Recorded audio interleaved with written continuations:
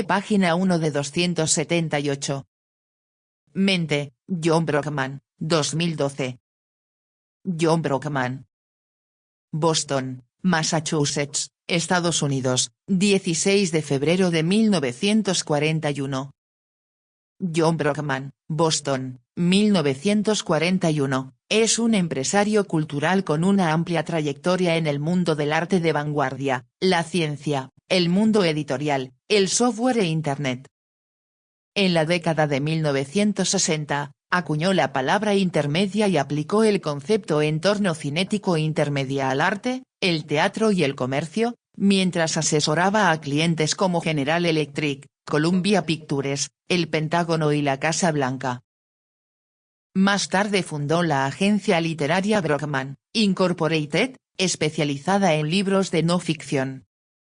Es, además, fundador y editor de Edge.org, un sitio web dedicado a discusiones científicas en las que participan los pensadores más brillantes del mundo, los líderes de lo que él ha llamado la tercera cultura. Ha publicado numerosos libros, entre ellos, La tercera cultura, Tusquets, 1996, Mente, Crítica, 2012, Cultura, Crítica, 2012, Universo, Crítica, 2012, Vida, Crítica, 2012, Las mejores decisiones, Crítica, 2015, y este libro le hará más inteligente, Paidós, 2017. ¿Quién soy yo? ¿Cómo se logra la felicidad? ¿Cuál es la clave de la memoria? ¿Cómo se determina la personalidad? ¿Para qué sirven las emociones? ¿Cómo surge la moralidad de un cerebro determinado por conexiones neuronales? La mente es un problema y una incógnita que ha acosado a filósofos, psicólogos, biólogos y artistas durante miles de años.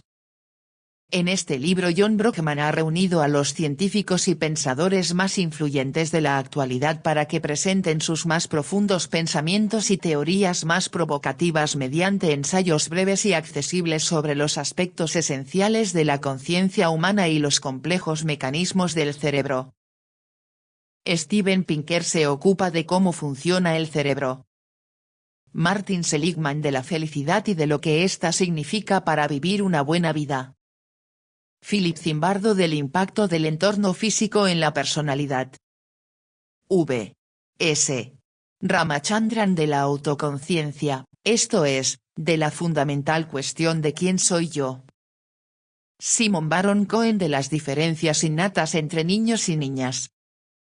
George Lakoff del papel del cuerpo y el cerebro en los diferentes tipos de razonamiento. Alison Gopnik de por qué los niños humanos son las mejores máquinas de aprender que existen en el universo.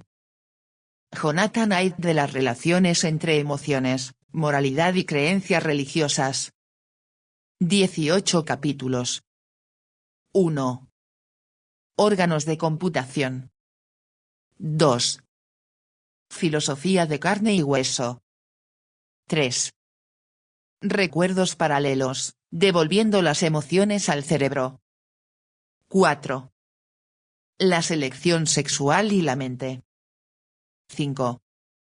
Al rescate de la memoria. 6. Cómo se forma la personalidad. 7. Neuronas espejo y aprendizaje por imitación como fuerza impulsora. Del gran salto adelante en la evolución humana. 8. Un yo que vale la pena. 9.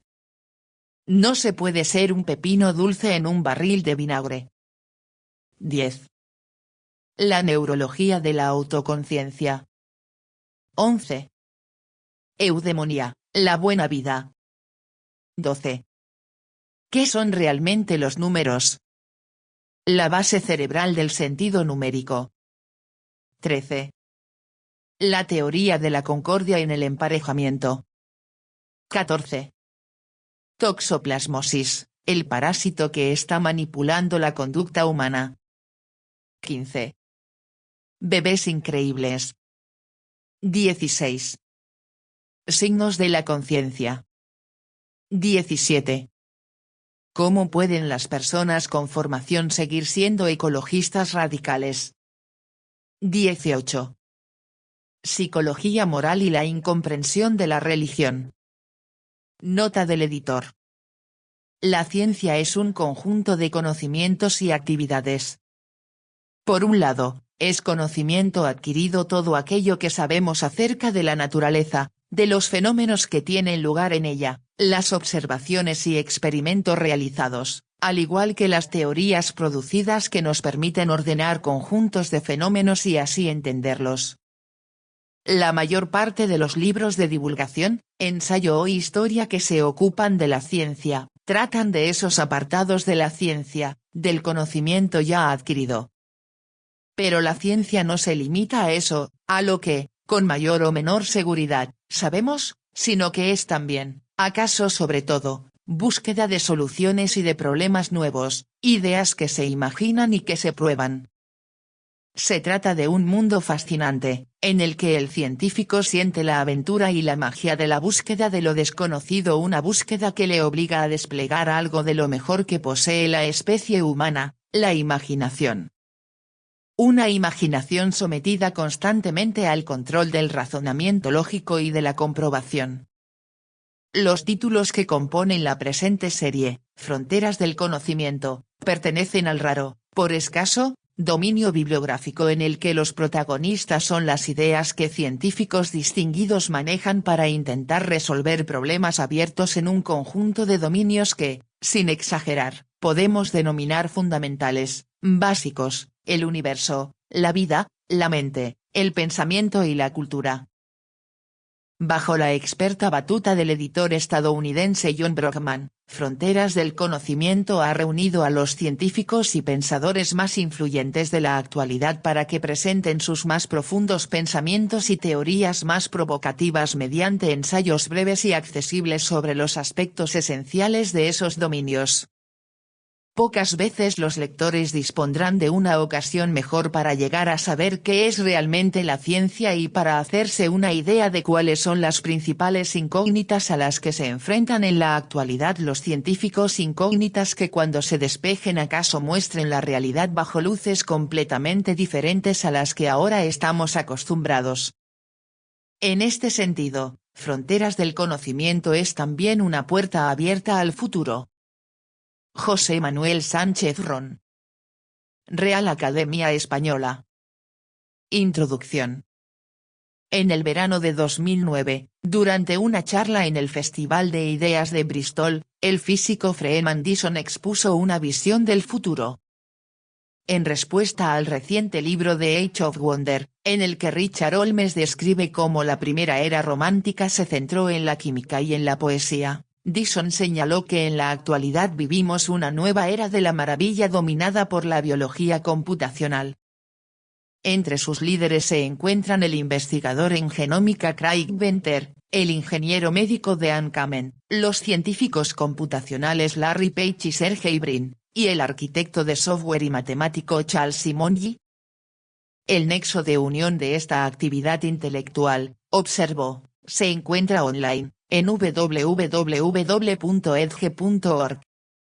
Dyson prevé una era de la biología en la que una nueva generación de artistas, que escribirá genomas con la fluidez con la que Blake y Byron escribían versos, podría crear una plétora de nuevas flores, frutos, árboles y pájaros que enriqueciesen la ecología de nuestro planeta. En su mayor parte, estos artistas serían amateurs, sin embargo estarían muy próximos a la ciencia, como los poetas de la primera era de la maravilla. La nueva era de la maravilla podría unir acaudalados empresarios como Venter y Kamen, con una comunidad mundial de jardineros, granjeros y ganaderos, que trabajarían juntos para embellecer y fertilizar el planeta, convirtiéndolo en un entorno acogedor tanto para los colibríes como para los seres humanos. De hecho, Dyson estaba en la reunión de Edge de agosto de 2007 denominada Life, What a Concept, en donde, junto con los investigadores en genómica Craig Venter y George Church, el biólogo Robert Shapiro, el exobiólogo y astrónomo Dimitar Saselov, y el físico cuántico Seth Yoy presentaron sus nuevas y, en muchos casos, Asombrosas investigaciones e ideas en el campo de las ciencias biológicas. Según Süddeutsche Zeitung, el periódico de mayor cobertura nacional de Alemania, la reunión fue uno de esos acontecimientos memorables que son considerados un evento histórico crucial en los años venideros. Después de todo, en ella se anunció oficialmente el inicio de la era de la biología. Entonces, ¿qué es edge.org? En primer lugar, edge son personas. Como dijimos una vez el ya fallecido artista James Lev Yars y yo mismo, para llevar a cabo cosas extraordinarias se deben encontrar personas extraordinarias. En el centro de cualquier publicación y evento de Edge se hallan personas y mentes notables. El núcleo de Edge lo constituyen científicos, artistas, filósofos, tecnólogos y empresarios que ocupan un lugar central en el panorama intelectual, tecnológico y científico de hoy. En segundo lugar, Edge son eventos. A través de sus conferencias especiales, clases magistrales y cenas anuales en California, Londres, París y Nueva York, Edge reúne a los intelectuales científicos y pioneros tecnológicos de la tercera cultura que exploran la era postindustrial. A este respecto, el historiador de la ciencia, George Edison, comentó acerca de la clase magistral de Edge del año 2008 un breve curso de economía conductual. Retirarse al lujo de Sonoma para hablar de teoría económica a mediados de 2008 transmite la imagen de hacer sonar violines mientras Roma está ardiendo. ¿Acaso los arquitectos de Microsoft, Amazon, Google, PayPal y Facebook tienen algo que enseñar a los economistas conductuales, o algo que aprender ellos mismos? Entonces, ¿qué hay de nuevo? Pues resulta que casi todo es nuevo. En los últimos años han nacido estructuras y caminos económicos completamente nuevos. Fue una notable reunión de mentes extraordinarias. Estas son las personas que están reescribiendo nuestra cultura global. En tercer lugar, edge.org es una conversación. Edge es distinto de la tertulia del Algonquino del grupo de Bloomsbury, pero ofrece una aventura intelectual de la misma calidad. Es más parecido al Colegio Invisible de principios del siglo XVII, precursor de la Royal Society. Sus miembros eran científicos como Robert Boyle, John Wallis y Roberto Oke. El objetivo común de la Royal Society era la adquisición de conocimientos mediante la investigación experimental. Otra de las fuentes de inspiración es la Lunar Society de Birmingham, un club informal con las principales figuras de la cultura de la nueva era industrial, James Watt, Erasmus Darwin, Josiah Wedgwood, Joseph Priestley y Benjamin Franklin. El salón de tertulia online edge.org es un documento vivo de millones de palabras, fiel reflejo de las conversaciones de Edge durante los últimos 15 años. Está disponible de forma gratuita al público en general. Edge.org se lanzó en 1996 como versión online del Reality Club, un club informal de intelectuales que se reunieron entre 1981 y 1996 en restaurantes chinos, locales de artistas, las salas de juntas de la Universidad Rockefeller y de la Academia de Ciencias de Nueva York, salones de empresas de inversión, salas de baile, museos, salas de estar y muchos otros lugares. Aunque el lugar de encuentro se halla ahora en el ciberespacio, el espíritu del Reality Club sigue vivo en los movidos debates sobre controvertidas ideas que animan actualmente este lugar de discusión. En palabras del novelista Jan Museeuwen, edge.org es abierto de miras, franco, intelectualmente travieso. El puro placer de la curiosidad, una expresión colectiva de maravilla ante el mundo vivo e inanimado. Un coloquio emocionante e ininterrumpido. En esta colección tenemos el placer de presentar 18 trabajos originales surgidos de las páginas online de edge.org, que consisten en entrevistas editadas, ensayos por encargo y transcripciones de charlas, muchos de los cuales van acompañados de vídeos online. Las presentaciones online, no cabe duda, son valiosas, pero el papel de los libros, ya sean impresos o en formato electrónico, sigue representando una ayuda inestimable para la exposición de ideas importantes. Nos complace, pues, poder ofrecer al público esta serie de libros. Para este primer volumen, los más destacados psicólogos teóricos, científicos cognitivos, neurocientíficos, lingüistas, genetistas conductuales y psicólogos de la moral exploran nuevas formas de pensar sobre la mente. En Órganos de computación, 1997, el psicólogo de Harvard, Steven Pinker, sostiene que la mayor parte de lo que suponemos sobre la mente y que está subyacente en los debates actuales hace varias décadas que está superado. Presenta su idea sobre que la interpretación básica de que la mente humana es como un procesador de información increíblemente complejo, un órgano de extrema perfección y complicación, para utilizar la frase de Darwin, no ha alcanzado la corriente dominante de la vida intelectual. En Filosofía de carne y hueso, 1999, el científico cognitivo de Berkeley, George Lakoff, afirma que somos seres neuronales. Nuestro cerebro toma los datos de entrada del resto de nuestro cuerpo. La propia configuración de nuestro cuerpo y su funcionamiento en el mundo estructura los conceptos mismos que podemos utilizar en nuestros pensamientos. No podemos pensar cualquier cosa, sino únicamente lo que nos permite nuestro cerebro encarnado. El neurocientífico de la Universidad de Nueva York Joseph Ledoux, en Recuerdos paralelos, 1997, apoya la tesis de devolver las emociones al cerebro e integrarlas con los sistemas cognitivos. No deberíamos estudiar la emoción o la cognición de forma aislada, sino estudiarlas ambas como dos aspectos de la mente en su cerebro. Nuestras mentes no han evolucionado como máquinas de supervivencia, sino como máquinas de cortejo, dice el psicólogo de la Universidad de Nuevo México Geoffrey Miller en Selección sexual y la mente, 1998. En el artículo argumenta que la evolución no solo está impulsada por la selección natural para la supervivencia, sino por un proceso de igual importancia al que Darwin denominó selección sexual por elección de consorte.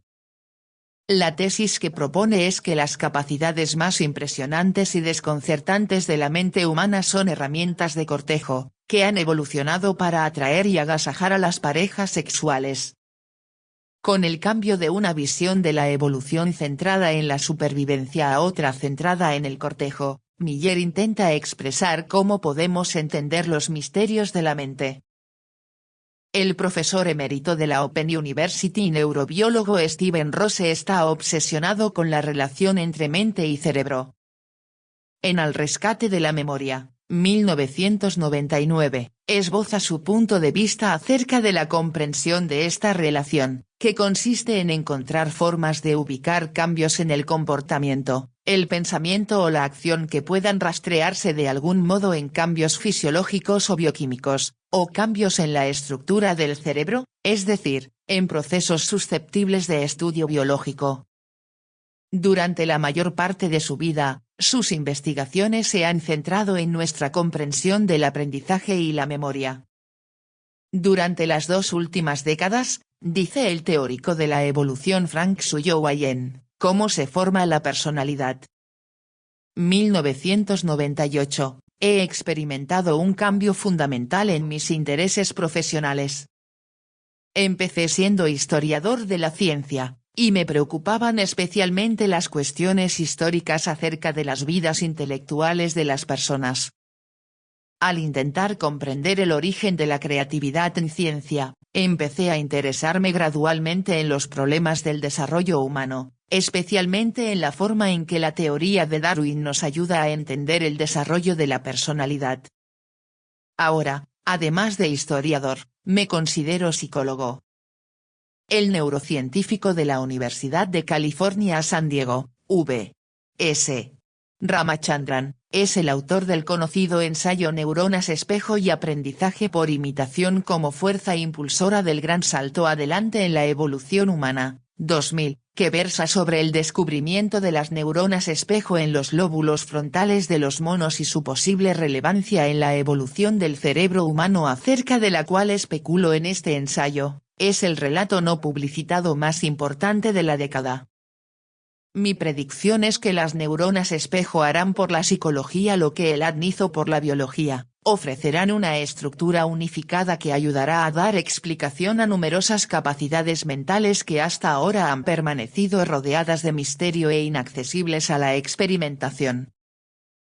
El psicólogo teórico Nicholas Humphrey, profesor emérito de la London School of Economics, escribe en su ensayo Un yo que vale la pena, 2003, que lo que ahora opino, aunque es necesario desarrollarlo, es básicamente que el sentido de la existencia de un presente subjetivo fabulosamente rico es proporcionar un nuevo dominio para el yo. Gottlob Frege, el gran lógico de principios del siglo XX, efectuó la observación obvia pero fundamental de que un sujeto de primera persona debe ser sujeto de algo. En ese caso, podemos preguntarnos, ¿qué algo está a la altura de la tarea? ¿Qué tipo de elemento tiene el peso metafísico suficiente para ofrecer el sustrato experiencial de un yo o, en todo caso, de un yo que valga la pena? La respuesta que sugiero es la siguiente: nada menos que la experiencia fenomenológica, una experiencia fenomenológica con su profundidad y riqueza intrínsecas, con sus cualidades de parecer algo más de lo que pueda ser cualquier objeto físico. El psicólogo de Stanford, Philip Zimbardo, en No se puede ser un pepino dulce en un barril de vinagre, 2005, sostiene que cuando se unen las terribles condiciones de trabajo y los factores externos, se crea algo parecido a un barril maléfico. Se ponga quien se ponga en su interior, el resultado será un comportamiento inicuo. El Pentágono y el Ejército dicen que el escándalo de Abu Ghraib es el resultado de unas cuantas manzanas podridas en un barril de buenas manzanas.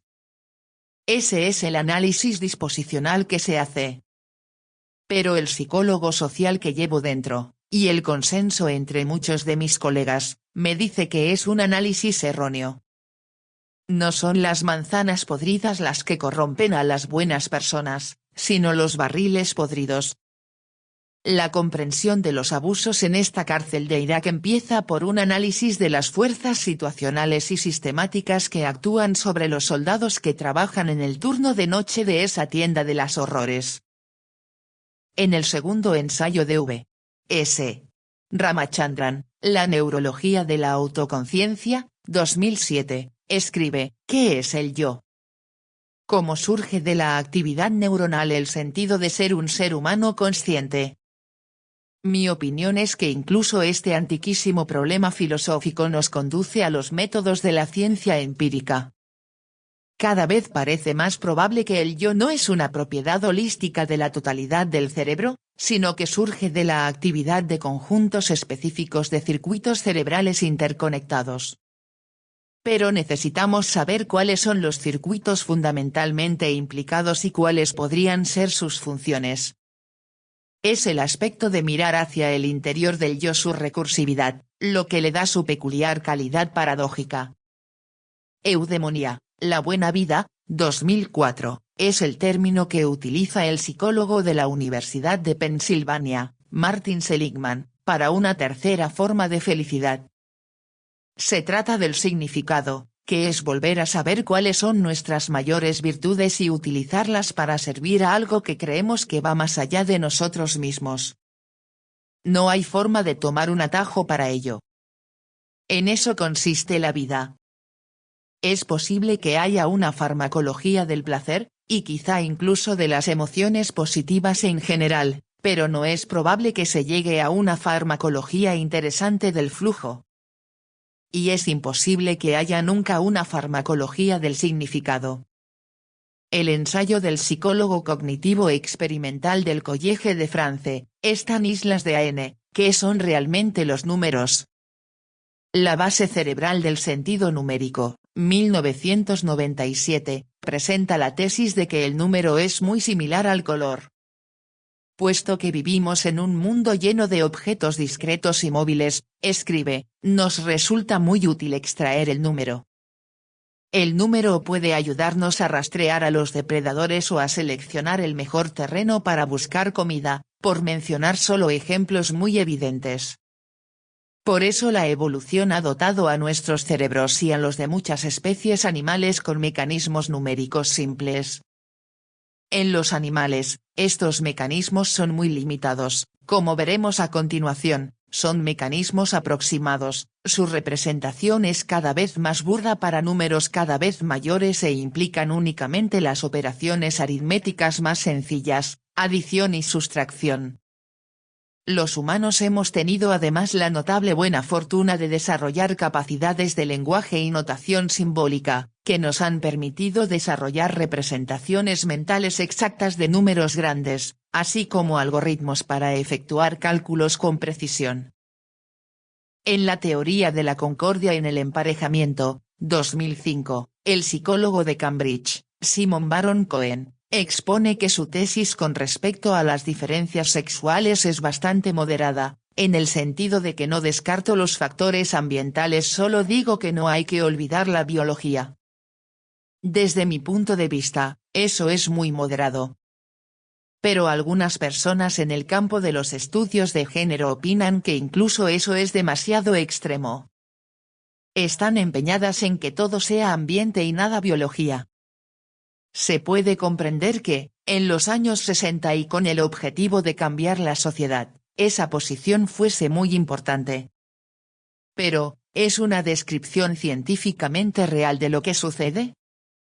Ha llegado el momento de distinguir entre política y ciencia y examinar únicamente las pruebas. En Toxoplasmosis, el parásito que está manipulando la conducta humana, 2009, el biólogo de Stanford, Robert Sapolsky, señala que el parásito en el que mi laboratorio está empezando a concentrarse se encuentra en el mundo de los mamíferos, en el que los parásitos están cambiando la conducta de sus huéspedes. Todo tiene que ver con el protozoo parásito llamado Toxoplasma.